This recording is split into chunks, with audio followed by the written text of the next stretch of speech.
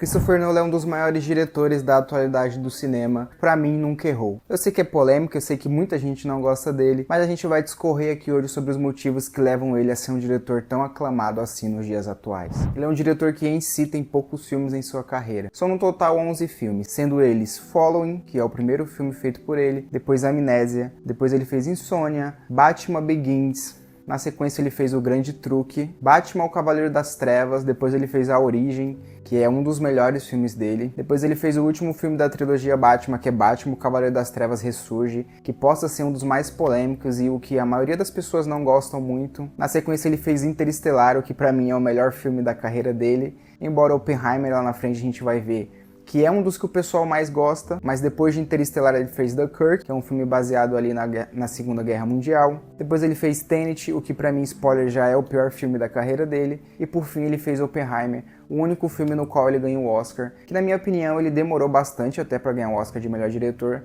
mas a gente vai entender mais ou menos nesse vídeo por que ele não ganhou o Oscar até Oppenheimer e por que eu gosto tanto dele. É perceptível que em todos esses filmes existe uma qualidade exacerbada de produção e qualidade técnica. Você pode gostar, mas você não pode negar que ele é um diretor extremamente autoral. Existem alguns pontos que tornam Christopher Nolan o diretor mais badalado do momento, o que traz a ele os melhores atores, os melhores elencos e permite com que ele trabalhe com as melhores pessoas e que os filmes dele sejam os filmes com a maior expectativa depositada em cima de um diretor. Eu diria que hoje o Christopher Nolan e o Denis Villeneuve são os diretores em que os seus projetos são os mais aguardados. Vide o filme A Odisseia, que o Christopher Nolan está produzindo, escrevendo e dirigindo, que tem a previsão de lançamento para 2026 e já conta com um elenco estreladíssimo e provavelmente é o filme mais aguardado do ano de 2026. Denis Villeneuve tem a franquia Duna, que provavelmente também é um dos filmes mais aguardados dos próximos anos.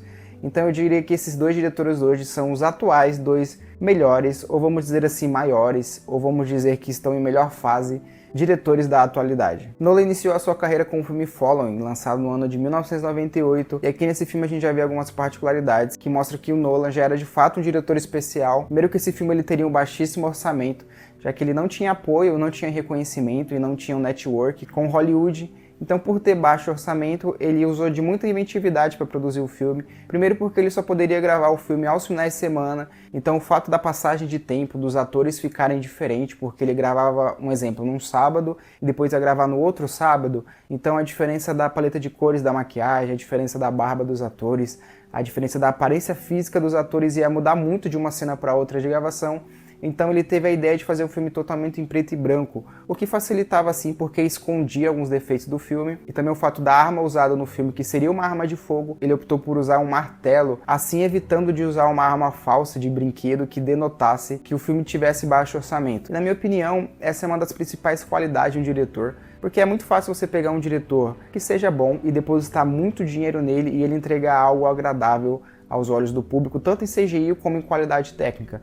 Mas quando você pega um filme com baixo orçamento e que o diretor entrega um bom filme e que o diretor faz esconder o orçamento baixo, pra mim é um trunfo pro diretor.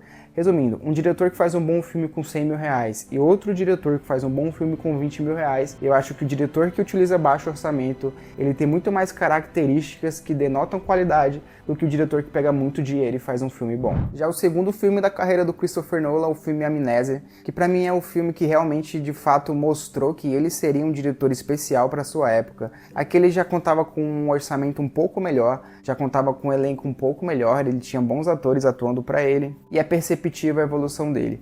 Aqui ele trata de um personagem que sofre de perca de memória recente, e ele busca vingança pela morte da sua esposa que foi brutalmente assassinada, e a maneira como ele decide contar essa história brincando com o tempo, por ser um personagem que sofre de perda de memória, ele nos conta o filme de trás para frente, ou seja, ele conta os acontecimentos finais e vem voltando com a gente ao longo dos acontecimentos do filme.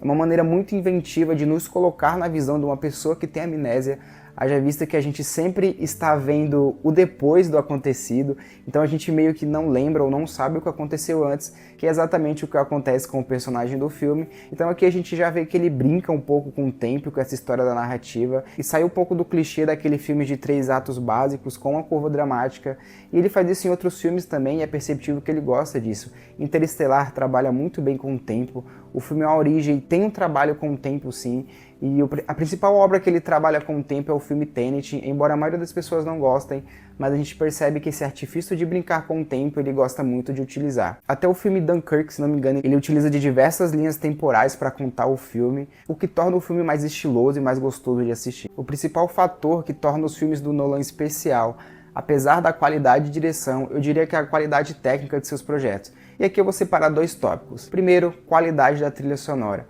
Óbvio que é muito fácil para o Nolan estabelecer boas trilhas sonoras nos seus filmes, e a trilha sonora é um fator importantíssimo nos filmes do Nolan, e ela é de fato utilizada para contar a história, mas é muito fácil quando você tem o Hans Zimmer para compor as suas músicas. O Nolan sempre foi um cara que trabalhou desde o começo com o Hans Zimmer. Se você não conhece, eu diria que o Hans Zimmer é um dos principais compositores de Hollywood hoje. Hoje eu diria que ele é um principal compositor de Hollywood, e existe uma discussão se ele é o melhor compositor da história do cinema, mas eu não quero entrar nessa seara. E os filmes dele sempre carregam uma trilha sonora muito especial, inclusive eu posso destacar aqui o Interestelar, que pra mim é uma das trilhas mais marcantes e tocantes do cinema.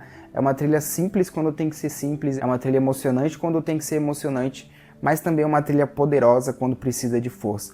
Um detalhe interessante sobre a trilha do Interestelar é que o Nolan não especificou para o Hans Zimmer que esse seria um filme de ficção científica. Ele simplesmente disse para o Hans Zimmer compor uma trilha que explicasse a relação e a história de um pai e da sua filha. Então Hans Zimmer fez a trilha do Interestelar meio que sem saber o que seria o filme, e é por isso que a relação da Murphy com o pai dela no filme do Interestelar é tão forte, né?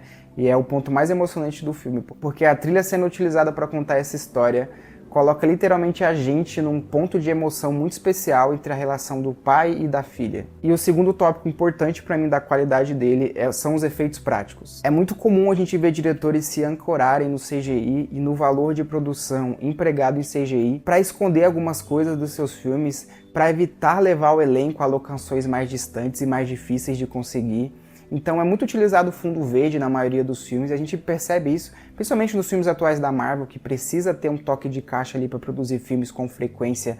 Pelo menos foi assim na fase anterior da Marvel, que a gente percebia o fundo verde para tudo, e até situações que não era necessário o fundo verde a gente via com bastante frequência.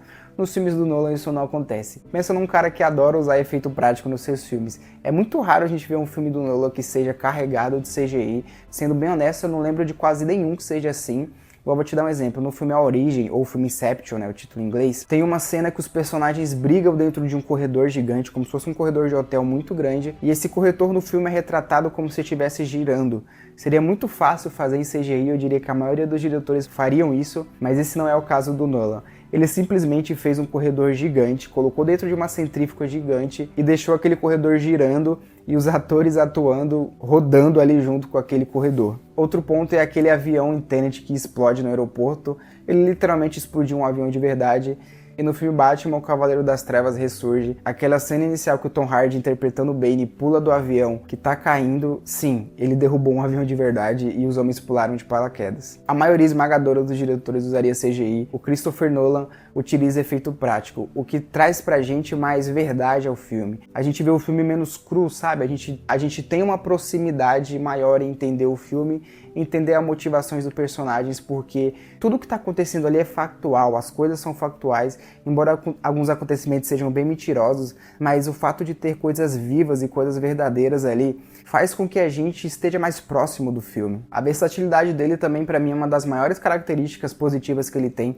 Muita gente fala que ele é extremamente redundante em explicar os seus filmes, mas eu já vou tentar posicionar pra você o porquê que ele é assim. Eu acho ele extremamente versátil, ele parte de filmes de herói, como Batman, Cavaleiro das Trevas, que pra muitos é o melhor filme de herói que existe até o momento. Pra mim é o segundo melhor, só perde pra Vingadores Guerra Infinita. E ele vai até o filme Oppenheimer, que é um filme bibliográfico da vida do Robert Oppenheimer, que inclusive ganhou o Oscar de melhor filme. E eu acho que demorou para ele ganhar um Oscar, igual eu disse no começo do vídeo, mas é muito porque ele navega por aquele meio termo que une o blockbuster ao filme conceito. E eu percebo que algumas pessoas da crítica cinematográfica não gostam muito dele, e até os cinéfilos mais assíduos, que se acham mais cinéfilos do que os outros, não gostam muito dele, porque ele consegue navegar um pouco ali pelos filmes blockbuster, que atrai o grande público, mas consegue também entregar aspectos de filmes conceitos. Então o fato dele navegar ali no meio termo talvez nem agrade muito um extremo e talvez nem agrade muito outro extremo.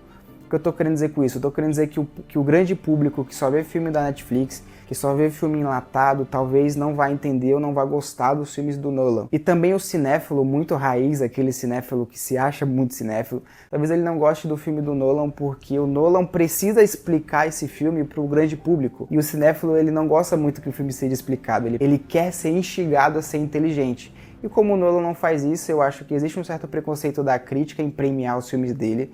Muitos filmes dele deveriam ganhar premiações e ser mais reconhecidos e não são. Tanto que eu disse que os 11 filmes dele pra mim são bons. Talvez o Tenet seja um filme que eu não gosto muito, ele tem um roteiro meio confuso e a maneira como ele conta aquela história meio que fica pouco entendível, pelo menos na minha opinião, é um filme muito confuso, mas mesmo assim é um filme nota 7. O que torna ele um dos poucos diretores que só tem filme bom na carreira, filme nota 7 pra cima. A maioria dos diretores sempre tem um projeto que deu muito errado ou que não deu certo de fato, e o Nolan talvez seja o único diretor que ainda não errou. E todas essas coisas que eu falei aqui talvez tornam do Nolan hoje o diretor mais acessível para quem queira entrar no mundo do cinema, para quem queira estudar mais cinema. Inclusive o Nolan é o diretor preferido de muita gente que inicia no mundo do cinema como hobby para aprender sobre filme, sobre roteiro. Podemos até dizer que ele é o diretor modia do momento, que as pessoas gostam dele, porque ele alinha muito bom gosto, muito dinheiro para produzir seus filmes e uma boa relação com todas as estrelas de Hollywood. Então, os seus filmes são muito estrelados, o que facilita você ter excelentes atores para fazer seu filme, né? E todos esses pontos tornam do Nolan o meu diretor preferido e um dos melhores diretores da atualidade. Se o filme A Odisseia dele do ano que vem vai ser bom? Provavelmente sim, provavelmente eu vou ver no cinema, mas a gente só vai saber quando chegar de fato o filme. E até a próxima.